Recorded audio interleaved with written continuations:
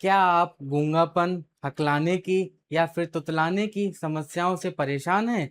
मैं डॉक्टर अनुभव सिंह आपकी इन्हीं समस्याओं पे चर्चा करने आया हूँ। तो चलिए अब आरंभ करते हैं।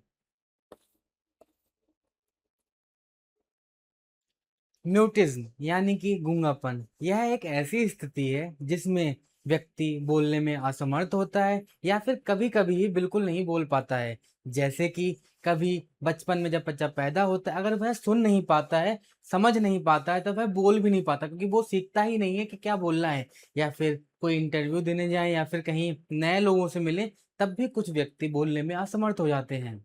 हकलाना यानी कि स्टैमरिंग या फिर स्टटरिंग, इसमें व्यक्ति शब्दों को बार बार दोहराता है या फिर जो भी बोलता है वह रुक रुक कर बोल पाता है। यह एक न्यूरोलॉजिकल समस्या है। जैसे कि म मेरा नाम, क कबूतर, ऐसे करके वह शब्दों में रुक रुक कर ही बोल पाता है। ठीक है। अगला, तुतलाना। तुतलाना यानी कि लिस्पिंग, मतलब इसमें जो जीव का, वाणी का, हमारा जो भी है, वह प्रॉपरली शब्द नहीं निकल पाते। जैसे एस का टीएच हो जाना या फिर सा का था हो जाना, यह दिक्कत देखने को मिलती है। डिसअर्थिया मतलब जब किसी को पैरालिसिस आता है या फिर कुछ वीकनेस आती है, तो उसके कारण हमारी जो मांसपेशियां होती हैं जो बोलने में हेल्प करती हैं, उनमें कमजोरी आना, जैसे कि ओंठ, गले और जीभ। तो इसके कारण भी बोलने में दिक्कत आ सकती है। जैसे कि जीभ लड़खड़ा जाना, जैसे क क क क क क ऐसे करके अटक अटक कर बीच में जीभ लड़खड़ाते, तो वो प्रॉपर शब्द नहीं बोल पाते हैं। अब हम बात करेंगे फिजियोलॉजी ऑफ स्पीकिंग, मतलब कि हम कैसे सुन पाते हैं, कैसे हम बोल पाते हैं, उसके बारे में। पहला हम बात करेंगे नर्वस सिस्टम के बारे में, मतलब कि जो भी हमारी नाड़ियां हैं, जो भी हमारी इम्पल्स होते हैं, वह सब किस पे कंट्रोल होता है? नर्वस सिस्टम पे। जैसे कि आपको किसी ने टच किया, वह सब नाड़ियों के द्वारा हमारे ब्रेन तक पहुंचता है, हमें वापस मोटर नर्व द्वारा सिग्नल आता है कि हमें कहाँ पे टच हुआ है, हम क्या बोल रहे हैं, आपको सुन रहे हैं। वह सब हमारी नाड़ियों के द्वारा, नर्व्स के द्वारा हमारे ब्रेन तक पहुंचते, तभी आप समझ पाते हैं कि सामने वाला क्या बोल रहा है। अगला हम बात करेंगे रिस्पायरेटरी सिस्टम, मतलब कि श्वसन तंत्र। जो भी हम सांस लेते हैं, निकालते हैं, वह सब हमारा डिपेंड होता है रिस्पायरेटरी सिस्टम पे। अगला हम बात करेंगे स्वर तंत्र, मतलब कि जो मैं बोल रहा हूँ, जो स्वर मेरे बाहर निकल रहे हैं, यह सब स्वर तंत्र पे डिपेंड करते हैं। अगला हम बात करेंगे उच्चारण तंत्र, मतलब कि जो मेरे शब्द हैं, का, खा, गा, जो भी ABCD XYZ, ये सब उच्चारण हो रहे हैं जीभ, ओंठ के द्वारा, यह सब उस पर डिपेंड करते हैं, उच्चारण तंत्र पे। अब मैं आपको बताता हूँ कि हम आपको जो बोलते हैं आप समझते हैं और फिर उसका रिस्पॉन्स कैसे करते हैं, आंसर कैसे देते हैं। तो हम जब भी आपको बोलते हैं स्पीकिंग, वह आपके कान के द्वारा हमारे ब्रेन में एक एरिया होता है जिसको हम वर्निक्स एरिया बोलते हैं, यहाँ तक पहुँचता है। यह समझता है कि सामने वाला क्या बोल रहा है। इसका आंसर वो भेजता है हमारे मोटर ब्रोकाज एरिया में, बाया नर्व्स फाइबर्स के द्वारा। ब्रोकाज एरिया हमें पता लगाता है, वहां से सिग्नल मोटर नर्व्स के थ्रू आता है हमारे जीभ, ओंठ, गले, लैरिंग्स, वोकल कॉर्ड, सब में जो भी हमारे उच्चारण तंत्र हो। फिर हम उच्चारण करते हैं कि क्या हम बोल रहे हैं।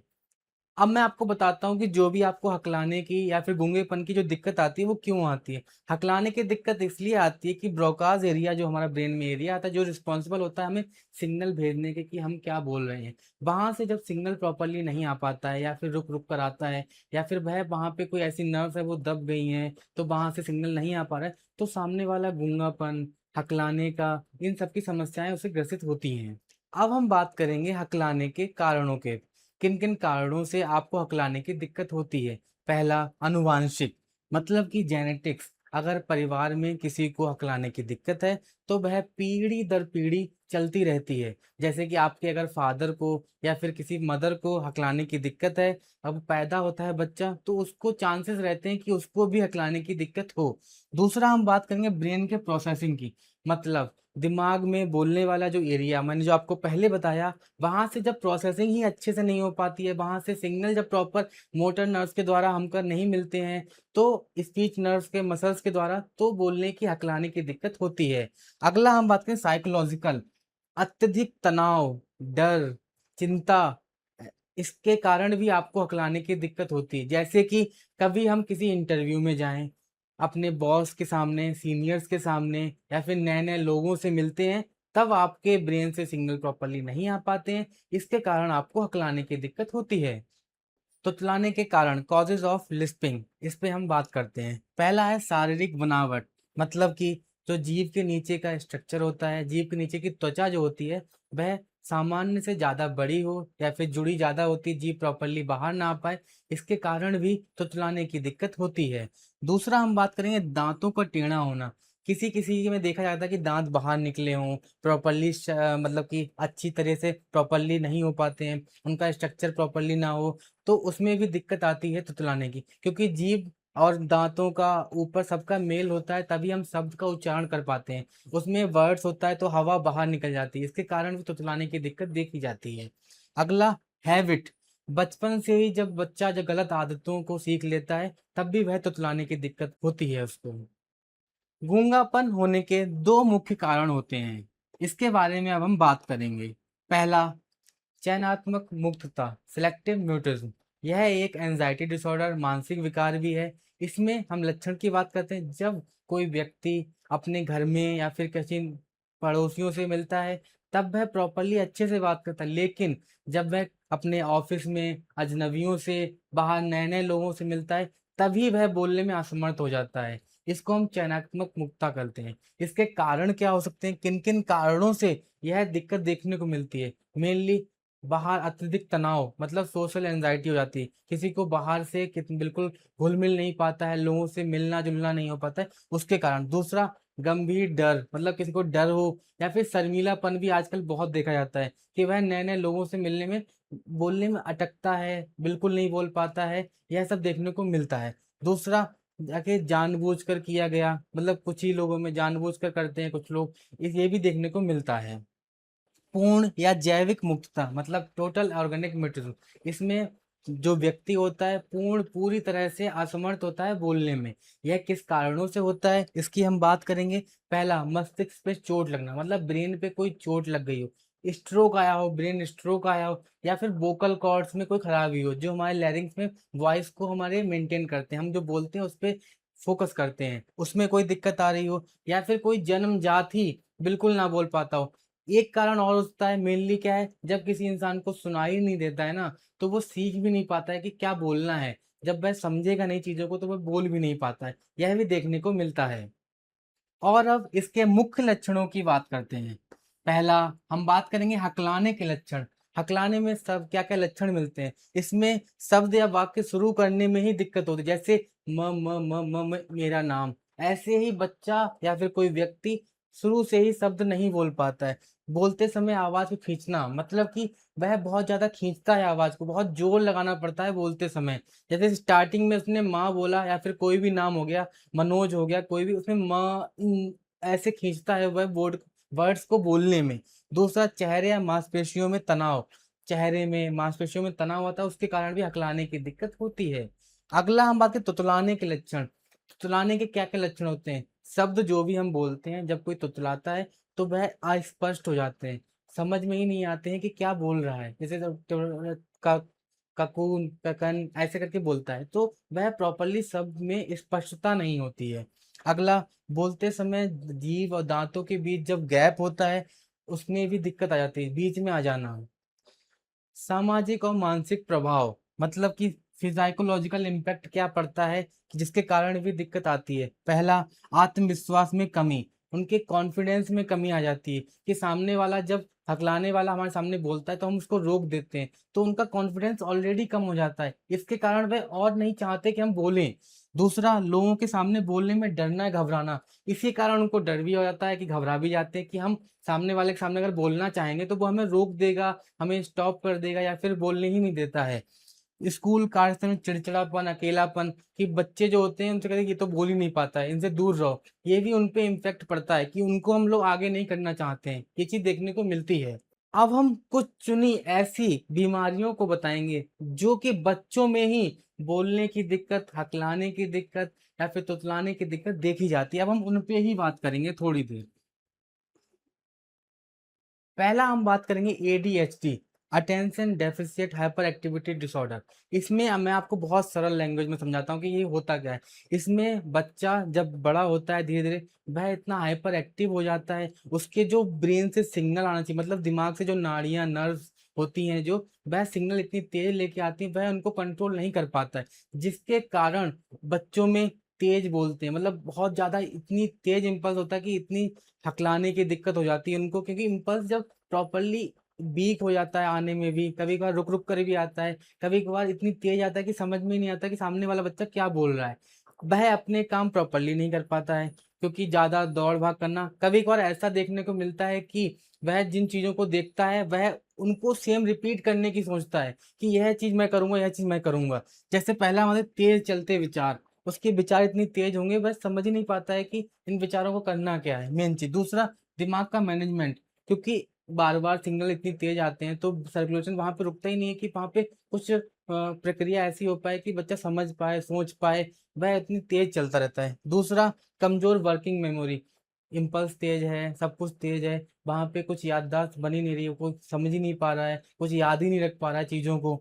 दूसरा, बिना सोचे बोलना, इम्पल्स इतना तेज है, समझ जब ब्रेन का वर्निक्स एरिया मैंने आपको बताया था पहले, वो समझ ही नहीं पाएगा कि क्या है, इतनी तेज इम्पल्स है, तो ब्रोकातिन कुछ भी बोल पाता है, कुछ नहीं बोल पाता है, कुछ बोलता है तो समझ में ही नहीं आता है। यह अगला, अब हम बात करेंगे ऑटिज्म पे। यह भी बच्चों में मेनली बहुत ज्यादा देखने को मिलने वाली बीमारी है, जो छोटे बच्चों में बहुत जल्दी मिलती है। बच्चा बड़ा होता है, इसमें क्या होता है, मेनली हमारे जो दिमाग का विकास वो बिल्कुल प्रॉपरली नहीं हो पाता है, वह की ग्रोथ नहीं हो पाती प्रॉपरली, बातचीत करने में कम्युनिकेशन गैप हो जाता है, आंखें मिला नहीं पाता है बच्चा इसमें, छोटा बच्चा आंखें भी नहीं मिला पाता है। जब वह आंखें नहीं मिला पाएगा, बस कम्युनिकेशन नहीं कर पाएगा, मतलब हमसे बोल नहीं पाएगा, बातचीत नहीं कर पाएगा, अपने विचारों को रख नहीं पाएगा, तो अब वह बोलना कैसे सीख पाएगा। इसी में हम लोग मेनली कुछ बच्चे गूंगेपन के, हकलाने के, तुतलाने के, इन सब का शिकार हो जाते हैं। स्ट्रेस बहुत, अकेलापन रहना पसंद होता है, और बच्चों के साथ खेलना कूदना अगर कहीं जाता है वहां भी नहीं पसंद करता है, स्कूल भी अगर जाना स्टार्ट करता है या फिर स्कूल जाता है, वहां पे वह बिल्कुल ही अकेलापन सा महसूस करता है, तो बच्चे के दिमाग की ग्रोथ और स्लो होती जाती है। हमें कर्तव्य है कि हमें उन बच्चों का अलग से ध्यान रखना है, उनको उनके मतलब स्ट्रेस को बढ़ाना नहीं चाहिए, उनको कॉन्फिडेंस देना चाहिए, उनको बोलना चाहिए, उनके साथ खेलना कूदना चाहिए, यह सब करना चाहिए। इसमें क्या होता है, वह अगर बच्चा ऑटिज्म का शिकार है, तो अगर बच्चा मोबाइल ज़्यादा चलाता है, लैपटॉप चलाता है, टीवी चलाता है, वो जो देखेगा मोबाइल में कॉपी, उनको ही कॉपी करेगा, जैसे वो जो बोल रहे होंगे वही सीखेगा। अगर आप बच्चे को सिखाना चाहेंगे तो वह भी सीख सकता है। अब अगला हम बात करेंगे सेरेब्रल पाल्सी। यह भी बहुत कॉमन बीमारी है जो बच्चों में देखने को मिलती है। सेरेब्रल पाल्सी होता क्या है, यह भी एक दिमाग से जुड़ी हुई डिसऑर्डर है, जिसमें कि बच्चे के दिमाग का ग्रोथ प्रॉपरली नहीं हो पाता है। इसमें बच्चे का दिमाग प्रॉपरली ग्रोथ नहीं होता है, बहुत स्लो होता है, ब्रेन डेवलपमेंट ही स्लो स्लो होगा, बच्चा चलना देर से सीखेगा, बोलना देर से सीखेगा, उसके जो मतलब याददाश्त होगी वो भी कमजोर होगी, और लोगों के साथ मिलना जुलना सब कुछ देर से ही होता है बच्चे में। इसमें मेनली सिम्टम्स, उसकी आंखें कमजोर होती हैं, कान से सुनाई नहीं देता है, और लोगों के साथ खेलना कूदना, सोशल एंजाइटी हो जाती है कि बाहर मतलब किसी के साथ मिलना जुलना बिल्कुल नहीं हो पाता है उसका। ठीक है, अभी तक हमने बात की है समस्याओं पे, कारणों पे। अब हम बात करेंगे इनके उपचार की, थेरेपी की, या फिर हमारी सोसाइटी का, मतलब हम लोगों का क्या रोल है, क्या कर्तव्य है इनके देखभाल में, इनके कॉन्फिडेंस को बढ़ाने में, इनकी मतलब कि इनको सही से बोल पाए या अच्छे से बोल पाए, उन सब पे। पहला हम बात करेंगे उपचार या थेरेपी पे। पहला मेनली स्पीच थेरेपी होती है, जो कि प्रोवाइड कराते हैं, जिसमें हमारी स्पीच मसल्स, मतलब कि जो भी जीव है उनकी एक्सरसाइज, होठों की एक्सरसाइज, गले की एक्सरसाइज, इन सब का दिया जाता है। जैसे जीभ को बाहर निकालना, अंदर ले जाना, मुंह को पूरा खोलना, मुंह को बंद करना, फिर जीभ को बाहर निकालना, ऐसे इन एक्सरसाइज के द्वारा भी हम कंट्रोल कर सकते हैं चीज़ों को। जैसे कि जो मैं बता रहा हूँ, जो आप देख रहे हैं मुझको, यह घर पे भी कर सकते हैं, यह स्पीच थेरेपी या फिर एक्सरसाइज वगैरह कर सकते हैं। देखिएगा मुझको और आप सीखिएगा। जैसे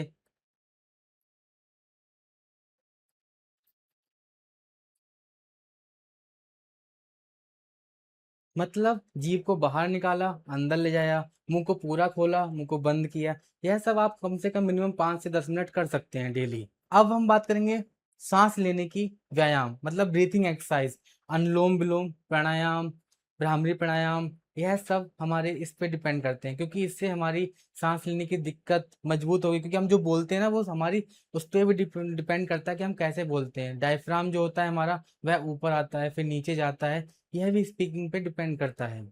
जैसे कि अनुलोम विलोम करने के लिए अपने दाहिने अंगूठे को नॉस्ट्रिल पे रखें, फिर सांस लें, फिर दूसरे से बंद करें, फिर छोड़ें, फिर सांस लें, फिर छोड़ें।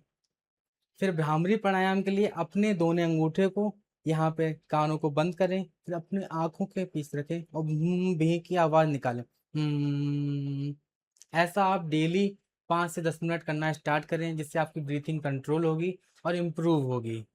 अगला हम बात करेंगे जीभ और होठों के व्यायाम, टंग एक्सरसाइज। जो मैंने आपको एक्सरसाइज बताई वही एक्सरसाइज करना रेगुलरली चाहिए।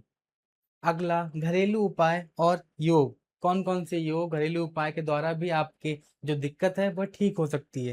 पहला, धीमी गति से बोलना, मतलब अपने आप को धीरे धीरे करके शब्दों को बोलना चाहिए, जिससे कि आपके हकलाने की दिक्कत ना हो, जिससे कि प्रॉपर ब्रेन से सिग्नल्स वगैरह प्रॉपरली आएंगे और आपके हकलाने की दिक्कत नहीं होगी। दूसरा हम बात करेंगे शीर्षासन सर्वांगासन। मतलब इसमें क्या होता है, जब हम शीर्षासन करते हैं तो हमारे जो ब्रेन सर्कुलेशन है वह ब्रेन तक पहुंचता है, ब्लड का संचार, रक्त का संचार ज्यादा होता है, तो वहां पे मजबूती आती है हमारे दिमाग में। मेनली सभी दिक्कतें ब्रेन डेवलपमेंट, ब्रेन के डिसऑर्डर्स उसके कारण होती है, एंजाइटी के, स्ट्रेस के कारण। इसमें भी यह चीजें ठीक होती हैं। दूसरा, अनुलोम विलोम। जो मैंने आपको ऊपर अनुलोम विलोम बताया, जो योग बताया, उसको भी करने से यह दिक्कत ठीक होती है। अगला, मेनली अब हम बात करेंगे समाज की भूमिका, रोल ऑफ सोसाइटी। इस पे बहुत ज्यादा डिपेंड करता है हम लोगों पर भी, कि जिसको हम बोलने की दिक्कत है, हकलाने की दिक्कत है, गूंगेपन की दिक्कत है, हमारी सोसाइटी का रोल होना चाहिए उनको ऊपर उठाने का, उनको दबाने का नहीं होना चाहिए। पहला, बच्चों का मजाक नहीं उड़ाना चाहिए। अगर बच्चा बोलने में हकलाता है, तुतलाता है, तो उसका मजाक नहीं बनाना है, उसको हमें बताना है कि बेटा कोई बात नहीं, आप धीरे से बोलो, मैं सुन रहा हूँ आपकी बात, आराम से बोलो, कोई दिक्कत नहीं है, कोई जल्दबाजी नहीं है। यह सब उनको मतलब इतना कॉन्फिडेंस देना चाहिए, उनको इतना बताना चाहिए कि वह बच्चा कॉन्फिडेंटली बोल सके, वह आपकी बात को रख सके, अपनी बात को प्रॉपरली। इन चीजों पे ध्यान देना चाहिए हमको। दूसरा, उनकी बात को पूरी करने के लिए पूरा समय मतलब कि जैसे कि आपको बच्चा हकलाता है, आपने उसको बीच में रोकना नहीं है। हम लोगों का कर्तव्य है उनकी बात को पूरी होने दें, जिससे उनका भरोसा या फिर उनका जो भी कॉन्फिडेंस है वो टूटे ना और वो प्रॉपरली बोल सकें। तीसरा बात है उनका आत्मविश्वास, वही मैंने बताया, उनका हकलाने की दिक्कत, तुतलाने की दिक्कत, उनका आत्मविश्वास बढ़ाना चाहिए, उनको चिढ़ाना नहीं चाहिए। अगर आप चिढ़ाएंगे, आगे जाके दिक्कत किसी को परिवार में भी हमारे हो सकती है, फिर वही चीज आपको भी देखने को मिल सकती है। सोसाइटी का बहुत ज़्यादा रोल है, हमें उन बच्चों के साथ रहना चाहिए, उनके साथ खेलना कूदना चाहिए, उनके कॉन्फिडेंस को बढ़ाना चाहिए, उनके आत्मविश्वास को बढ़ाना चाहिए, कि वह अच्छे से बोलने की अपनी पूरी बात रख सकें, उनकी बातों को सुनना चाहिए। हमारे आयुर्वेद में वाणी से संबंधित परेशानियों के लिए बहुत सारी जड़ी बूटियां बनाई गई हैं। उन्हीं पे अब हम बताएंगे आपको कौन कौन सी जड़ी बूटियां हमने हमारे एस हर्बल के आयुर्वाणी कैप्सूल, पाउडर, जूस, इन तीनों में डालिए जो आपकी समस्याओं पे असरदार होती हैं। इन पे मैं बताता हूँ आपको कौन कौन से इंग्रेडिएंट पड़े हुए हैं, या फिर कौन कौन सी औषधियाँ पड़ी हुई हैं। पहला हम बात करेंगे ब्राह्मी। ब्राह्मी, वचा, शंखपुष्पी, जटामासी, अश्वगंधा। मैं आप बताता हूँ इनके उपयोग के बारे में, यह कहाँ कहाँ पर काम करती हैं, उसके ऊपर बात करेंगे। पहला, मेनली हम बात करेंगे ब्राह्मी। ब्राह्मी मेनली मुख्य गुण होता है इसका मेद रसायन। मेद मतलब ब्रेन को डेवलपमेंट में इंप्रूव करती है, दिमाग की शक्ति को बढ़ाती है, स्मृति वर्धक, याददाश्त को बढ़ाती है, प्रजा स्थापन, यह हमारे एक गण होता है उसमें यह प्रजा स्थापन में रखी गई है। दूसरा हम बात करेंगे अश्वगंधा। अश्वगंधा एक रसायन है जो बच्चों में एंजाइटी, आत्मविश्वास, स्ट्रेस, कॉन्फिडेंस, इन सब की कमी रहती है, उनमें असरदार होती है। यह बच्चों में, बड़ों में, सभी में, जिसको मतलब एंजाइटी रहता है, बहुत बहुत ज़्यादा तनाव रहती है, चिंता रहती है, उनको कम करती है, नींद को बढ़ाती है, मतलब प्रॉपर स्लीप लाने में काम करती है। यह ब्रश्य है, ब्रहण है, बात हर, मेनली जितनी भी हमारी तुतलाने की, हकलाने की दिक्कत है, यह बात को बढ़ाने वाली, मतलब बात इनमें प्रकोपित होता है, बात को कम करने काम करती है हमारी अश्वगंधा। मेनली बच्चा, बच्चा इज मोस्ट इम्पॉर्टेंट फॉर, मतलब कि बच्चा हमारी बहुत महत्वपूर्ण औषधि है स्पीच रिलेटेड। छोटे बच्चों में, बड़ों में, सभी में हम असरदार होती है। यह मेनली बच्चे की स्पीच को साफ करना, उसकी आवाज़ को साफ करना, बच्चे की स्पीच की क्वालिटी को बढ़ाना, इन सब में डिपेंड करती है, इन सब में उपयोगी होती है। दूसरा जटामासी। जटामासी यह भी मेद है, मन शामक, मन के मतलब मन के जो गुण होते हैं ना, रजस तमस, इन सबको शांत करती है। निद्राजनक, नींद को प्रॉपरली आती है। बल्य, बलवर्धक होती है। दूसरा हम बात करें शंख पुष्पी। यह सबको पता है, शंख पुष्पी एक मेद रसायन है। मेद स्मृति वर्धक है, याददाश्त को बढ़ाना, दिमाग की शक्ति को बढ़ाना, ये ब्रेन के डेवलपमेंट को बढ़ाना, इन सब में इम्प्रूव होती। मेनली हमारी ये जो भी औषधियाँ हैं, ब्रेन के ग्रोथ को बढ़ाना, बच्चे के तनाव, चिंता, स्ट्रेस सबको खत्म करना, बच्चे की आवाज़ को साफ करना, बच्चे के बोलने की, हकलाने की दिक्कत जो है उसमें असरदार है। जो भी जड़ी बूटी हमारी एसएस हर्बल आयुर्वाणी में पड़ी हैं, यह बोलने की, हकलाने की, तुतलाने की, इन सभी बीमारियों में असरदार होती हैं।